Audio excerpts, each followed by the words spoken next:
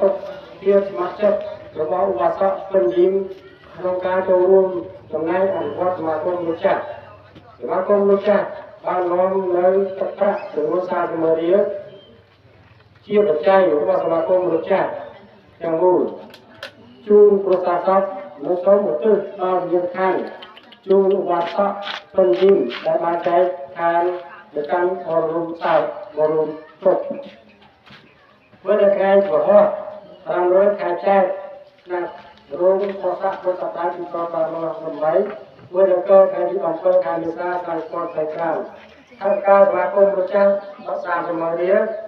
អធិការសមាជិក40,000 រៀលសរុបមក60,000 រៀលជាសមាគមលោកចាស់គុំកអធិការមួយជំនាញបានទៅអាជីពនៃគុំក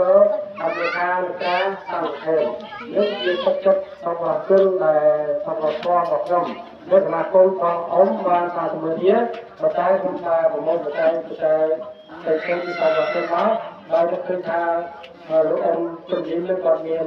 ទឹកចិត្តស្ម័គ្រចិត្តចូលសមាគមយើងខ្ញុំមកថ្ងៃនេះក្រុមនោះបានតែសមាគមលោកចាស់ដែរដែលខ្ញុំជឿទៅមកឲ្យមានកម្លាំងមួយថាការតែទៀតយើងអត់បានស្មានទៀតទេមុនតានេះបាន59ដល់រងបាន51ដល់លោកយាយបានសក់ជាថាការដែលខ្ញុំខានខនេះអត់ស្មានទៀតទេយើងទៅស្រឡងតាមនេះដល់បាន51នេះបាន51នេះបាន60នេះច្រើនជាងដោយសារទឹកចិត្តដែលខ្ញុំបានសម្ដែងមកក្រៅទៅនេះយើងក៏អរលោកលោកស្រីដែលពុទ្ធជាពុទ្ធវត្តខ្ញុំមើលថាការចែកខែនោះបានមួយដូចថារកមួយយើងទៅគ្នាយើងថាគុំពុទ្ធគឺ30នាទីចឹងមកអរលោកលោកស្រីដែលជាវត្ត